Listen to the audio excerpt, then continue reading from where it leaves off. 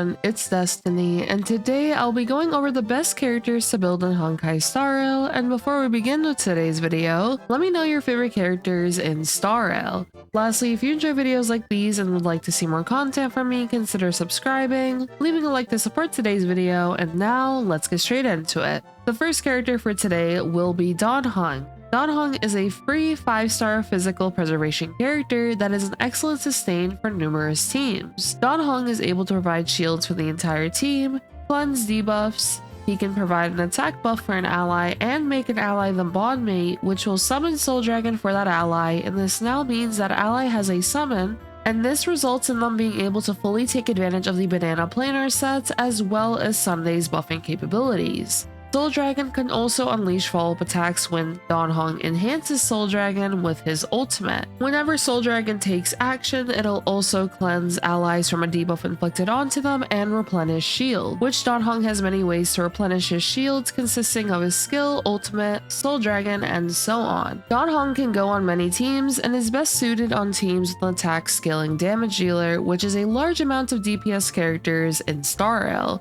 For those that also pulled Cyrene, Heng can work as a nice sustain option if you don't have Hyacinth, as he is considered a Chrysos heir, which can allow Cyrene to begin with more points of recollection at the beginning of combat. And of course, Hyacinth is preferred in this scenario, however Heng can still work as a nice free-to-play option. Plus, as mentioned, Heng can be used on varieties of teams ranging from Acheron, Fei Xiao, Anaxa, Finan, and much more. When it comes to building Heng, I would recommend the 4-piece Self-Enshrouded Relic set, but you can also consider Ordeal, Warrior Goddess of Sun and Thunder, or 2-piece sets focusing on attack and speed. For his planar sets, I would recommend Lushaka, Penacony, Broken Keel, Fleet of the Ageless, and so on. For main stats, you'll want Attack Body, Speed or Attack Boots, Attack Orb, and Energy Rope or Attack Rope. I would recommend 3000 to 4000 or more attack, 134 speed upward to 160 plus speed, and the main stats you'll want to focus on is attack and speed for Heng. For his Lycone options, since he is an attack scaling preservation character, you can either use his signature, Journey Forever Peaceful, Trend of the Universal Market for Acheron team, or using an off-path high base attack Lycone. And while you won't be able to get the secondary effects of an off-path Lycone, you'll mainly be using that Lycone for the attack, which will increase his shield strength. Overall, I would highly recommend building Heng, as he is currently one of the best sustains in Star Rail, as well as a completely free character. And next up, we have Archer. Archer is a Quantum Hunt character who revolves around consuming a lot of skill points in order to deal massive single target damage onto enemies with his kit. Archer's turn will not end until you run out of skill points or after you use his skill 5 times. Archer's skill will consume 2 skill points each time you use it, and as you use his skill repeatedly, he will deal more damage onto enemies. Archer's skill will be able to deal massive damage onto an enemy, and Archer will also increase the number of skill points available for the team by 2, which is highly beneficial for him in order to use his skill repeatedly. If you add Sparkle on a team with Archer, you will now have 9 skill points, plus Sparkle's ultimate being able to regenerate skill points will also be very helpful for being able to attack repeatedly with Archer. When it comes to Archer's ultimate, he'll attack one enemy and gain 2 points of charge, with a maximum of holding 4 charges. The significance of these points of charge is that whenever Archer's teammate attacks an enemy, Archer will consume 1 charge and immediately launch a follow-up attack. He will also recover 1 skill point by doing this, which assists with the number of skill points available for him to take advantage of. As for Archer's technique, he will deal quantum damage onto all enemies and gain 1 charge. One of Archer's traces will also allow him to gain 1 point of charge after entering battle. Additionally, another one of his traces will allow him to increase his crit damage by 120% for 1 turn after allies gain a skill point and if there are 4 or more skill points available. Archer will truly shine if you do have a lot of skill points readily available for him to use when it is his turn. Due to this, Sparkle will be one of his best partners, as she will be able to assist with these skill points the team will have readily available for him, as well as also being able to advance him forward. He'll be able to nicely take advantage of attack boots, and on top of that, she just adds a nice comfortability when you are playing an Archer team. But if you do not have Sparkle, then you can look more towards a character like Hanya, or even if you do have a character like Sunday, he can also be useful as well, especially if you do have his light cone too. And when it comes to building Archer for his relic sets, you'll be taking a look at Genius of Brilliant Stars, Wave Strider, Scholar Lost, and Erudition. You could also consider Poet of Morning Collapse, but do keep in mind that he won't be able to fully activate the 32% crit rate, but he will still be able to take advantage of the 20% crit rate that this set can offer. As for his planar sets, you'll be looking at Rutland Arena or Inert Salcedo. For his main stats, you'll be looking at crit rate body or crit damage body. Ideally though, you want to get as close as possible to 100% crit rate within battle, just to ensure that he doesn't miss any crits. For his boots, you will be primarily looking at attack boots. For his sphere, you can use attack orb or quantum orb, and lastly for his rope, you would go with attack rope. For his substats to prioritize, you would go with crit rate, crit damage, and attack, ideally trying to get once again 100% crit rate within battle, and then from there trying to get as much crit damage as well as attack as possible. For Archer's light cone options, you can go with the Signature, Baptism, A Pure Thought, Cruising and Stellar Sea. You can also use CU at the end, Only Silence Remains, and so on. Overall, Archer is a very powerful single target damage dealer who is able to deal massive damage onto enemies due to the fact that he can repeatedly use his skill, and overall is a powerhouse of a character. Next up though, we have Remembrance Trailblazer. They are an Ice Remembrance character that is able to provide pretty nice buffing capabilities for the team. One of the major buffs being Mem support, which is triggered once Remembrance Trailblazer has 100% charge. Mem will immediately take action and advance an ally forward by 100%, as well as provide Mem support. For every 10 energy regenerated by allies in total, Mem gains 1% charge. Mem support will now allow that character to deal true damage onto enemies, which will nicely amplify the amount of damage you deal onto enemies now, as this is essentially a final multiplier on the total damage that a character can do. For example, let's say that you dealt 100,000 damage and you have a true damage buff of 28%. With Mem support, you take that 100,000 damage number and you now multiply it by 1.28 times, which now results in 128,000 damage total. Remembrance Trailblazer's buff, specifically Mem support, can be used for a variety of damage dealers, which can include Castrus, Mighty, Aglaya, the Herda, Acheron, Yunli, Fei Shao, and much more. Their versatility allows them to be a very powerful option for many team possibilities, and you can technically apply Mem support to multiple allies, as Mem support lasts for 3 turns on an ally. A case where you can nicely take advantage of this is actually applying Mem support to Robin, and then when you use her ultimate, you'll be able to keep the Mem support buff, which now furthers the damage you deal onto enemies even further during her ultimate, and you would then apply Mem support to your primary damage dealer as well. Plus, advancing forward Robin that early into a fight can result in her being able to quickly use her ultimate and advance forward the team, which allows you to quickly take advantage of her additional buffs through her ultimate. As for the rest of Remembrance Trailblazer's benefits, the first Eidolon will now allow you to apply Mem support onto a character and their Memo Sprite. This is very useful to take advantage of, especially for those who are playing Castrus or Aglaya. As for Trailblazer's traces, their first will automatically advance the Trailblazer's action forward by 30% upon starting combat and will restore 40% charge to Mem when they are first summoned.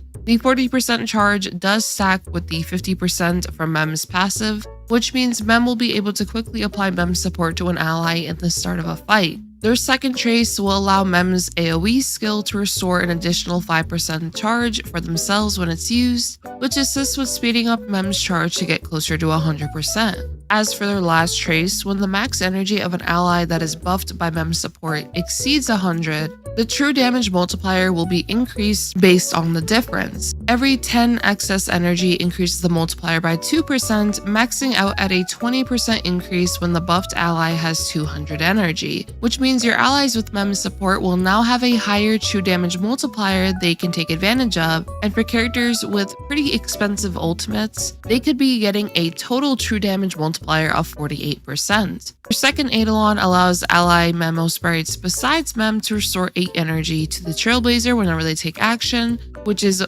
once per Trailblazer's turn. This allows for more charge to be gained for Mem and quicker energy regeneration for Remembrance Trailblazer to be able to use their ultimate sooner. As for their fourth Eidolon, Their 4th Eidolon will give allies with 0 max energy an extra 6% on the true damage multiplier from Mem support, which is effectively the same thing as if that character had a 130 energy ultimate. It also lets them give Mem charge as well, gaining 3% charge. This is very useful for characters that have unique ultimates that do not use energy, for example Acheron, Fei Shao, and so on. Lastly, E6 will set Remembrance Trailblazer's ultimate crit rate by 100%, which allows them to deal a bit of damage output of their own. As for how to build Remembrance Trailblazer, you'll focus on speed, crit damage, and effect resistance until 30% if you are using Broken Keel. For main relics, I would recommend 2-piece speed sets, Hero, Tref and Song, or Eagle of Twilight Line. For planars, Broken Keel, Lushaka, Penacony, Fleet of the Aegis,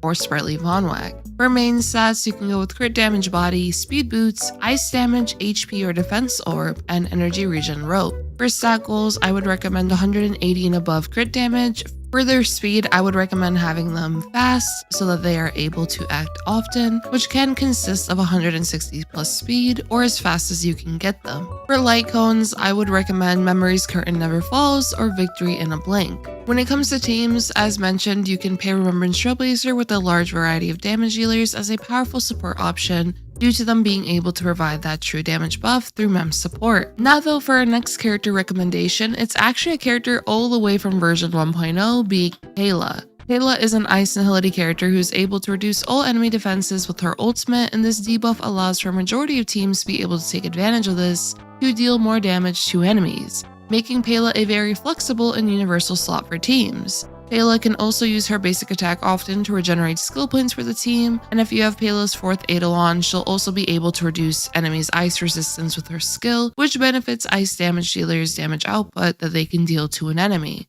When it comes to building Pela, I would recommend using Eagle of Twilight Line, and if you don't have Eagle of Twilight Line, then you can use 2-piece speed sets on her for more speed. For planars, I would recommend Sprightly Vonwag, Broken Keel, Lushaka, Fleet of the Ageless, or Penacony. I recommend Vonwag the most though for the additional energy regen and the advance forward it'll provide at the beginning of the fight, which allows Pela to quickly use her ultimate in order to debuff enemy defenses before your damage dealer attacks those enemies. As for main stats, I recommend Effect Hit Rate Body or HP Body, Speed Boots, HP or Defense Orb, and Energy Regen Rope. I would recommend aiming for 57% effect hit rate, which will be 67% effect hit rate in battle, as her trace, the secret strategy, will increase all allies' effect hit rate in battle by 10%. So she will need 57% outside of battle to guarantee her debuffs on enemies. For her speed, I would recommend going for 134, 143, or 160 plus. For light cones, I would recommend Resolution Shines as Pearls of Sweat before the tutorial mission begins.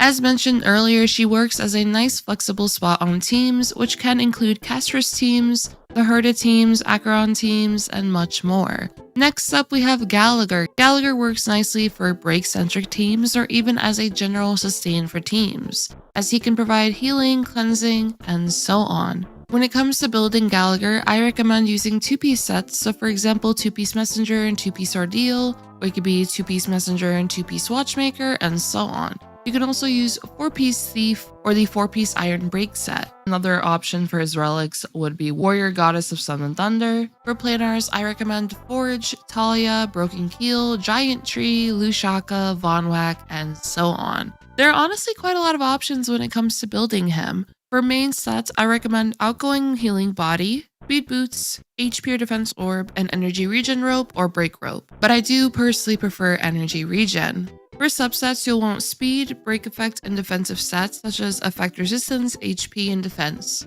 For his speed, I would recommend a minimum of 134, and you can of course go for higher speeds such as 160 plus. For his break effect, to maximize Gallagher's trace, you'll want 150% break effect, as it mentions that his outgoing healing increases by an amount equal to 50% of his break effect, up to a maximum outgoing healing increase of 75%. For his light cone options, you can go with Scent Alone Stays True, Quid Pro Quo, What Is Real, Perfect Timing, Dreams Montage, Shared Feeling, Warmth Shortens Cold Nights, Multiplication, and so on. So yeah, we have a lot of options when it comes to the abundance light cones as well. Next up, we have Ruan. Ruan is an Ice Harmony character and is now obtainable for free through the shop, who can provide numerous beneficial buffs that allows her to be a flexible option for teams. When it comes to Ruanmei's kit, Ruanmei's skill will allow her to gain Overtone for 3 turns. And when Ruanmei has Overtone, she'll be able to increase all allies' damage by 32% at level 10,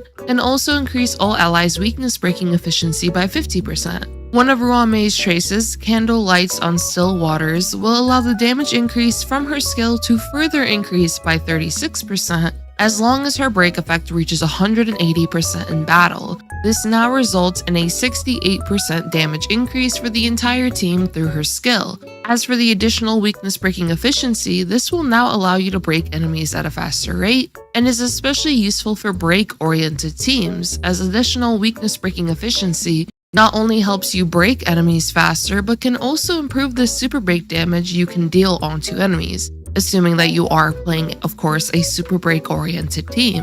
As for Ruanmei's ultimate, she'll deploy a zone for 2 turns, which will increase all allies' ult-type res pen, and now when enemies are hit, they'll be afflicted with Rebloom, which makes a pretty flower appear above their heads, and now once enemies afflicted with Rebloom are broken, they'll get delayed when attempting to recover their toughness meter, which can be beneficial in the case of keeping enemies broken longer in order to inflict more instances of super break onto them. As for Ruanmei's talent, she'll increase the speed of all allies within battle by 10%, and when allies break enemies, Ruanmei will deal an additional bit of her own ice break damage. Now for Ruanmei's technique, she'll additionally trigger her skill without using any skill points at the start of a fight, and her technique is very powerful in modes like Simulated Universe or Divergent Universe, especially when stacking a bunch of blessings, as she'll be able to deal a nice chunk of damage onto enemies when using her technique. As for Ruanmei's last 2 traces,